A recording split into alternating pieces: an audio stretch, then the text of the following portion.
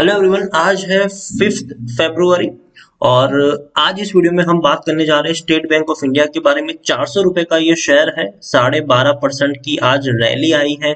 Share ने पिछले 2-3 दिनों में ऐसी रफ्तार पकड़ी है, ऐसी आग पकड़ी है कि इसको पकड़ना तक मुश्किल हो गया है। और अगर आप मेरे चैनल को रेगुलर फॉलो करते हो तो स्टेट बैंक ऑफ इंडिया के ऊपर मैं काफी नजर भी रखता था और आप देखिए मैंने इसके ऊपर कई सारे वीडियोस बनाए भी थे। 21 जून को जब 184 रुपीज के ऊपर शेयर था, 185 रुपए के आसपास जब शेयर था, तब मैंने खुद वीडियो बनाकर कहा था कि 184 रुपीज का शेयर है, माला माल बना देगा ये शेयर। और इतना ही नहीं, 5 जून को भी जब 187 के ऊपर था तब मैंने कहा था कि खरा सोना है ये शेयर। नतीजे आए थे उस वक्त और मैंने कहा था कि आने वाले दिनों में और रफ्तार पकड़ेंगे। अक्टूबर में भी 195 के ऊपर था। अक्टूबर महीने, ज्यादा दूर की बात नहीं है, सिर्फ अक्टूबर महीने में 200 रुपए से भी कम प्राइस पर शेयर अवेलेबल था। तब कोई खरीदने को तैयार नहीं था इसे, तब कोई खरीदने को तैयार नहीं था। और आज ऐसी रफ्तार इसने पकड़ी है कि लोग लाइन लगा के खड़े हैं। लेकिन इस रफ्तार में भी अब थोड़ा सा संभलने की जरूरत है। और क्यों, वो मैं आपको इस वीडियो में जरूर बताऊंगा। लेकिन उससे पहले अगर आपने अभी तक चैनल को सब्सक्राइब नहीं किया है तो प्लीज अभी इसे सब्सक्राइब कर लीजिए, क्योंकि आगे भी बहुत सारे वीडियोस हैं जो आपको काफी ज्यादा हेल्प करेंगे। उसके साथ साथ अगर आपने अभी तक मेरी टेलीग्राम चैनल को सब्सक्राइब नहीं किया तो उसको भी सब्सक्राइब करना मत भूलिएगा, लिंक आपको डिस्क्रिप्शन में मिल जाएगा।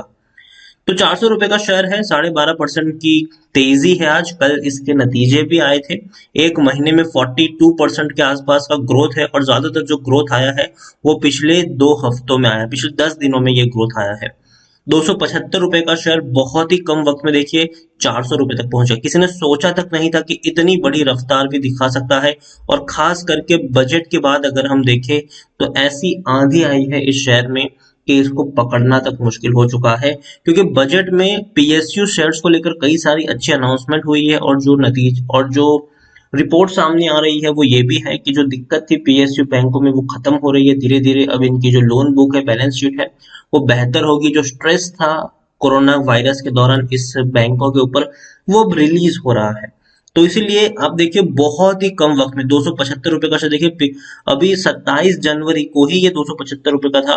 और आज अगर आप देखेंगे तो मुश्किल से 9 दिन हुए हैं और उसमें भी 400 रुपए तक पहुंच चुका है शेयर। ऐसी रफ्तार यहाँ पर आई है।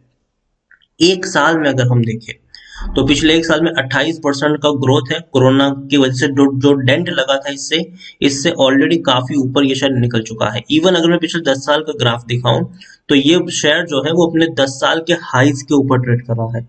मतलब अपने 10 साल के करियर में, 10 साल की पूरी परफॉर्मेंस में इतना ऊपर ये नहीं गया है। आप देख सकते हैं कि जब भी कोई बड़ी रैली आई है यहाँ पर तब बड़ी गिरावट आई है, तेजी आई है, गिरावट आई है, तेजी आई है, गिरावट आई है, तेजी आई, गिरावट आई है, बड़ी तेजी की तरफ निकला है। तो अब गिरावट के लिए भी प्रिपेयर्ड होना पड़ेगा आपको, ये बात तय है। यहाँ पर ऐसा नहीं होगा कि यहाँ से ये शेयर 500-600 रुपए तक जाएगा। जा सकता है लेकिन बहुत ज्यादा वक्त लगेगा इसको जाने में। लेकिन उससे पहले ये एक डुबकी लगाएगा नीचे की तरफ, क्योंकि इसका प्रीवियसली जो ट्रैक रिकॉर्ड है वो तो इसी तरफ इशारा करता है। हालांकि मैं मानता हूं कि कुछ चीजें अच्छी हुई है पीएसयू बैंक्स में जो आज से पहले कभी नहीं हुई। और इसकी बदौलत कहीं ना कहीं एक पॉजिटिव माहौल बना है पीएसयू बैंकिंग को लेकर। तो कहीं ना कहीं शेयर को फायदा होगा, लॉन्ग टर्म में ये इससे ऊपर जा सकता है।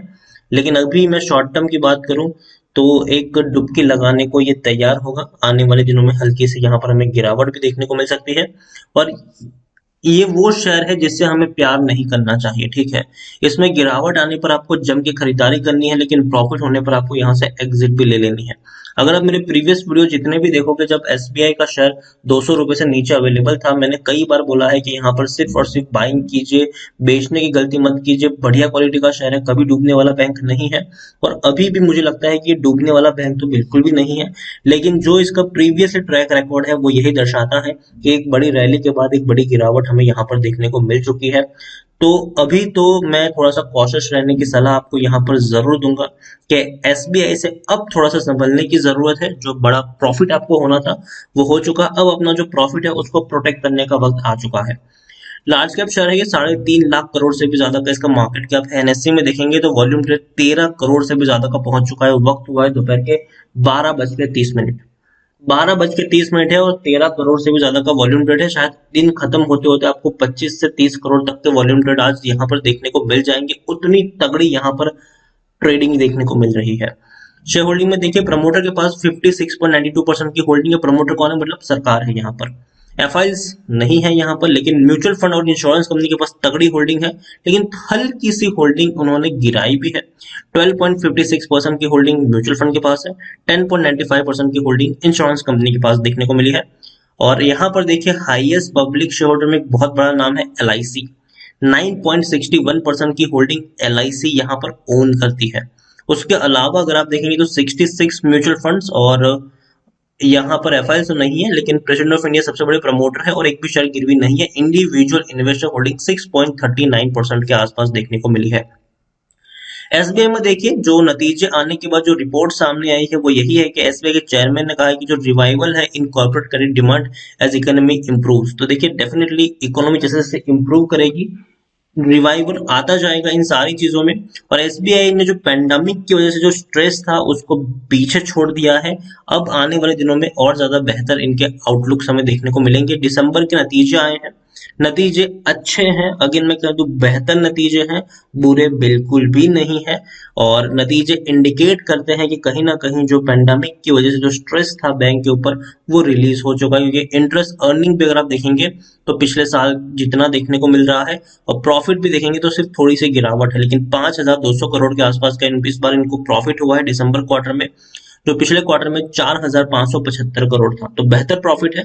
पिछले साल 5,580 करोड़ का था तो उससे कम ही है, लेकिन फिर भी एक अच्छे प्रॉफिट से। और खास अगर जो लोन बुक इनकी इंप्रूव हो रही है वो कहीं ना कहीं पॉजिटिव संकेत यहाँ पर जरूर देखने को मिल रहे हैं। उसके अलावा स्टेट बैंक ऑफ इंडिया में टेक्निकल रेटिंग अभी भी शानदार है, तेजी के अभी भी संकेत है, यहाँ से और ऊपर तक शेयर जरूर जा सकता है। लेकिन according to Moneycontrol user अब ज्यादातर लोगों का मानना है कि आपको बिकवाली करके अपना जो प्रॉफिट है उसको प्रोटेक्ट करना चाहिए। 51% लोग खरीद बिकवाली करने की सलाह देते हैं, जबकि 49% लोगों की सलाह है कि खरीदारी करो या फिर बने रहो यहाँ पर। एक और चीज यहाँ पर है, तो अच्छी खासी होल्डिंग देखने को मिल रही है। और एफआईएल्स की भी यहाँ पर 9.82% की होल्डिंग है, जो यहाँ पर थोड़ा सा जो डेटा था वो गलत था, लेकिन एफआईएल्स के पास भी 9.82% की होल्डिंग है। बाकी की होल्डिंग यहाँ पर म्यूचुअल फंड और इंश्योरेंस कंपनी के पास आप देख सकते हैं। ओवरऑल अभी का मैं बात करूं तो देखिए स्टेट बैंक ऑफ इंडिया, मैंने अपने हर वीडियोस में कहा है कि अगर आप किसी भी सरकारी बैंक में खरीदारी करना चाहते हैं, किसी भी सरकारी बैंक का शेयर खरीदना चाहते हैं, तो आपकी जो पहली पसंद है वो स्टेट बैंक ऑफ इंडिया होनी चाहिए, क्योंकि ये एक सेफ बैंक है। कल को सरकार इसमें पैसा डाल भी देगी अगर कुछ यहाँ पर ऊंच नीच होती है तो। और हर बार बजट आने के बाद कहीं ना कहीं ये वो शेयर है जिसमें आपको तेजी ही देखने को मिलती है, और ये मैंने आपको पहले भी कहा है। तो अभी मेरी यही सलाह होगी कि अब आपको अपने प्रॉफिट को प्रोटेक्ट करना चाहिए, क्योंकि अपने ऑल टाइम हाईज पर ट्रेड कर रहा है। नो डाउट इससे ऊपर जाएगा ये शेयर, 450 तक भी जा सकता है, लेकिन उससे पहले एक गिरावट भी आपको देखने को मिलेगी यहाँ पर। तो मैं कहूंगा कि अगर आपके पास 1,000 शेयर है तो एटलीस्ट 500 शेयर आपको बेचकर अपना प्रॉफिट एटलीस्ट प्रोटेक्ट कर लेना चाहिए। बाकी के 500 शेयर आप चाहें तो लॉन्ग टर्म के लिए कैरी कर सकते हैं, अगर आप लॉन्ग टर्म के निवेशक हैं तो। अगर आप शॉर्ट टर्म के निवेशक हैं तो आपको बिकवाली करके यहाँ से एग्जिट लेनी चाहिए अभी के वक्त में। अनडाउटेडली बढ़िया बैंक है, शानदार बैंक है। लॉन्ग टर्म में डेफिनेटली 400 रुपए से ऊपर अभी भी जाने का दमखम है इसमें, लेकिन शॉर्ट टर्म में जिस तरीके की रैली इसने दिखाई है, अब एक प्रॉफिट बुकिंग आएगी जो इस शेयर को तोड़ने का भी काम करेगी। आप खुद देखिए यहाँ पर कितनी बड़ी रैली हमें बहुत ही कम वक्त में देखने को मिली है। पिछले 9 दिनों में इसने वाकई में झंडे गाड़ दिए हैं। तो अब एक प्रॉफिट बुकिंग आएगी। अगर आप नहीं बेचोगे तो जो बड़े बड़े लोग हैं वो बेचेंगे इसको, और कहीं ना कहीं आपको गिरावट देखने को मिलेगी ही यहाँ पर। तो स्टेट बैंक ऑफ इंडिया में अभी इस लेवल पर मेरी फ्रेश बाइंग की सलाह बिल्कुल भी नहीं है। अगेन मैं कह दूं 400 रुपए से महंगा तो मैं खरीदने की सलाह नहीं दूंगा, ठीक है, स्टेट बैंक ऑफ इंडिया को। लेकिन हाँ, अगर आपने ऑलरेडी खरीदारी करके रखी तो जैसे कि मैंने कहा कि 50% आप बेचकर अपना प्रॉफिट बुक कर सकते हैं। बाकी का अगर आप चाहे तो उसको कैरी कर सकते हैं 450 रुपए के टारगेट के साथ, वो भी लॉन्ग टर्म में। लेकिन शॉर्ट टर्म में तो कहीं ना कहीं ये शेयर वापस आपको 375 रुपए से नीचे ही ट्रेड करता हुआ देखने को मिल जाएगा।